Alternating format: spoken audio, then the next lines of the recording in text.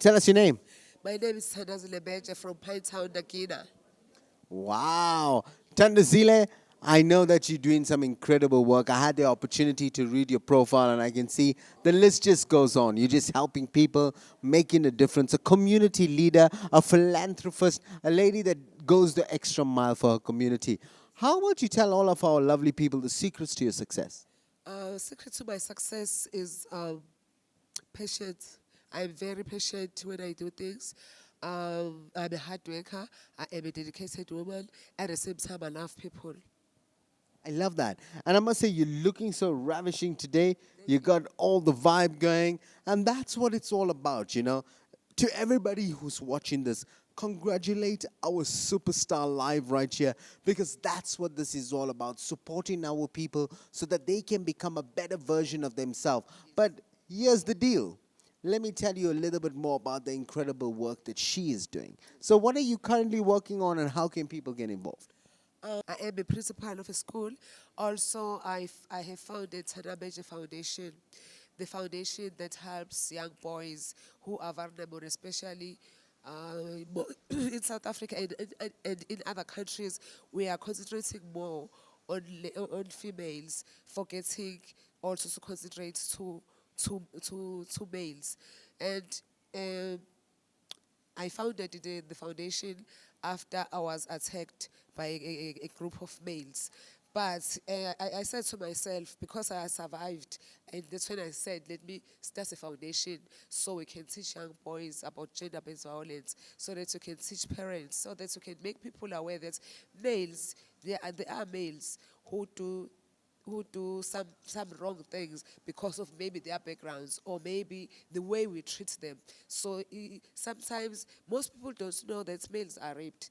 Most people don't know that sometimes we as women, we do push males to do other things that are wrong. So that's why I founded the foundation. It's an Major Foundation. I am a farmer. I'm a junior farmer. Started farming in 2019. I am an author. I wrote a book when I was in hospital because after an incident, when these 5 males who attacked me, I couldn't cope with life. So I was hospitalized. And as I was in my healing process, that's when I wrote a book titled At Gunpoint, My Dream Was Conceived. The reason why it is titled that Gunpoint, My Dream Was Conceived is because I always have a dream of writing a book. Unfortunately, or fortunately, I was able to write a book after the incident. I, I'll be honest. My hair, my hand is standing on ends right now, and I think everybody out there should make sure they get a copy of that book as a step one, because I'm sure it's going to empower all of our future leaders out there, all of the women out there. Because I must say, firstly, thank you so much for sharing your story, so that you can empower other people out there to know that it doesn't matter what you've gone through in your life. You gotta be motivated. You gotta have the right mindset and know that God has a purpose for you. God has a reason for you. Now, I know that, I mean, wow, I'll be honest, I'm still dumbfounded and I'm so proud of you being an influential woman of the year, being a global leader, turning the entire narrative to make sure that it's making a difference. What would you like to say to all of your friends, your family, and all your supporters out there? Firstly, I would like to thank everyone because for a period of 3, 4 years after the incident, because it happened in 2018, my life was terrible. And I needed support from my family. I needed support from my learners and from my parents. And that's what I got. That's why I'm still standing now, because of people because of people who supported me emotionally, because I was emotionally damaged. And I even went to a stage where I even wanted to commit suicide. But because of them, because of social workers that attended me, because of psychologists that helped me, I am still standing today. So I would like to say to everyone, we need not to live in the past. What had happened to me doesn't detect my future. Yes, it happened. Yes, it was bad, but it doesn't define me. Thank you. You know, I couldn't have put it better myself. I couldn't have put it better myself. You know, and that has been one of the biggest issues with a lot of people out there. We feel that stigma, we feel that sort of social pressure, the pressure from society, that if something has happened to us, we are victims. And my entire narrative of global leaders, influential women, and everybody is involved is to tell you that you're not a victim.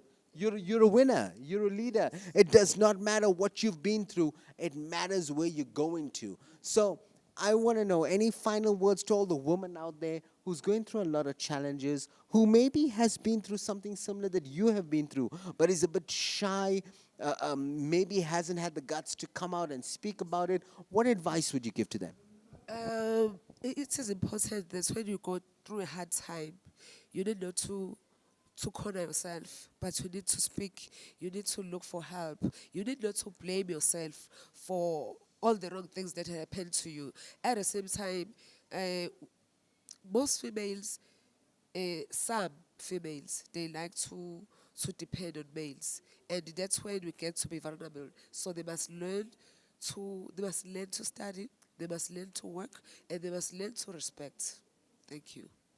Wow, learn to study.